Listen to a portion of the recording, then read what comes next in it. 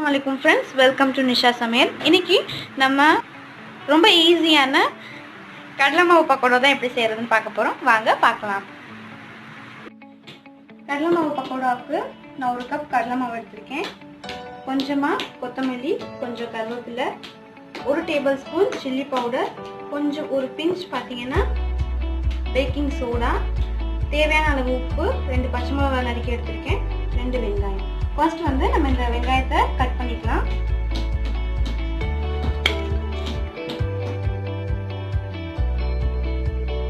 நம்ம 2 வெங்காயத்தை கட் பண்ணி எடுத்துக்கலாம்.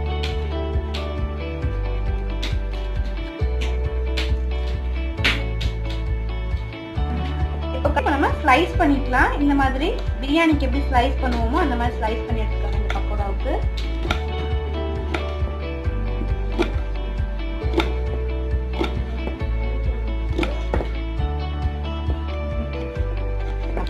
இந்த பக்கோடா பாத்தீங்கன்னா மகாராஷ்டிரால ரொம்ப ஃபேமஸான பக்கோடா. ஸோ ரோட் சைட்ல பாத்தீங்கன்னா நல்லா வந்துட்டு சூடா போட்டு விற்பாங்க. அண்ட் தென் அதுக்கு சைட் டிஷ் பாத்தீங்கன்னா புளியை வந்துட்டு ஒரு மாதிரி சாஸ் மாதிரி செஞ்சு விற்பாங்க. ஸ்லைஸ் பண்ணி எடுத்து நான் உங்களுக்கு காட்டுறேன். 2 ஆனியனை கட் பண்ணி எடுத்தாச்சு. இப்போ நம்ம கடலை மாவு பக்கோடாவுக்கு மாவு பண்ணிக்கலாம். ஒரு பவுல் எடுத்து 1 கப் கடலை மாவு எடுத்துருக்கேன், அதை வந்து ஆட் பண்ணிக்கலாம். அண்ட் தென் 2 பச்சை மிளகாய் நம்ம சொன்னோம் இல்லையா, அது எல்லாத்தையும் நம்ம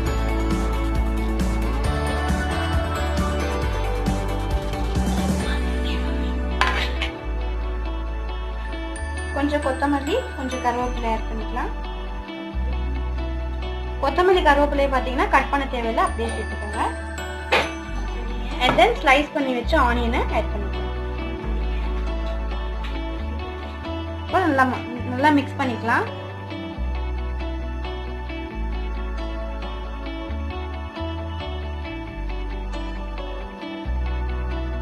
நல்லா மிக்ஸ் பண்ணியாச்சு. இப்போ கொஞ்சமா வாட்டர் ஆட் பண்ணிக்கலாம்.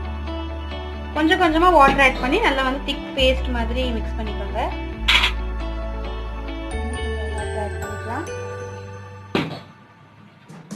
உங்களுக்கு கலர்ஃபுல்லா பக்கோடா வேணும்னா நீங்க கொஞ்சம் ஃபுட் கலர் ஆட் பண்ணிக்கலாம். நான் வந்து ஆட் பண்ணல.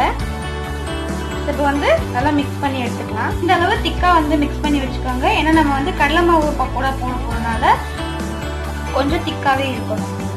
அவ்வளவுதான், ரெடி ஆயிடுச்சு மிக்சர். இப்போ வந்து நம்ம பக்கோடா போட்டு எடுத்துக்கலாம். இப்போ ஸ்டவ் ஆன் பண்ணி ஒரு கடாய் வச்சிடலாம். இதுல ஃப்ரை பண்ற அளவுக்கு ஆயில் ஊற்றிக்கலாம். ஆயில் நல்லா ஹீட் ஆகட்டும். ஹீட் ஆகணும், நம்ம பக்கோடா போட்டு எடுத்துக்கலாம். அந்த பக்கம் ஆயில் வந்து ஹீட் ஆயிடுச்சு. நான் வந்து மஞ்சத்தூள் ஆட் பண்ண மறந்துட்டேன். இப்போ வந்து நான்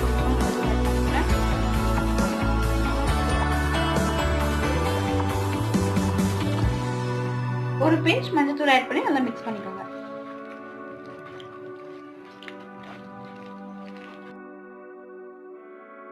அவ்வளவுதான், மிக்ஸ் பண்ணியாச்சு.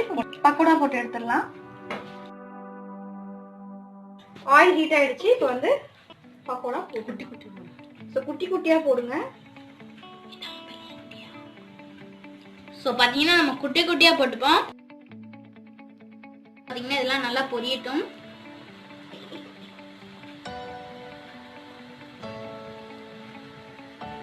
குட்டி குட்டி பால்ஸா போட்டு எடுத்துக்கோங்க. பார்த்தீங்கன்னா ஆயிலில் பக்கோடா போட்டோன்னே சூப்பராக இருக்கு, வாசனை நல்லா இருக்கு. நல்லா ஃப்ரை ஆயிட்டு இருக்கு. 2 நிமிஷம் அப்படியே வந்து விட்டுறலாம்.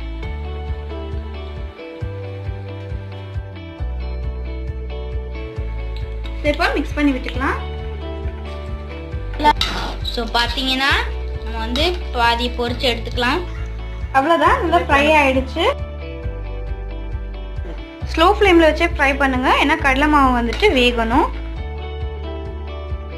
இந்த அளவு ஃப்ரை ஆனா போதும். இப்போ எடுத்துடலாம்.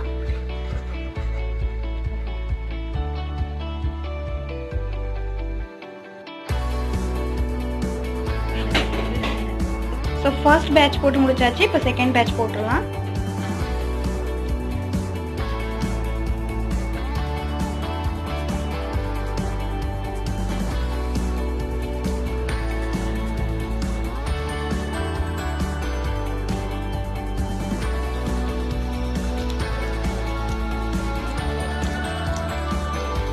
இப்பயும் இதையும் ஃப்ரை பண்ணி எடுத்துக்கலாம்.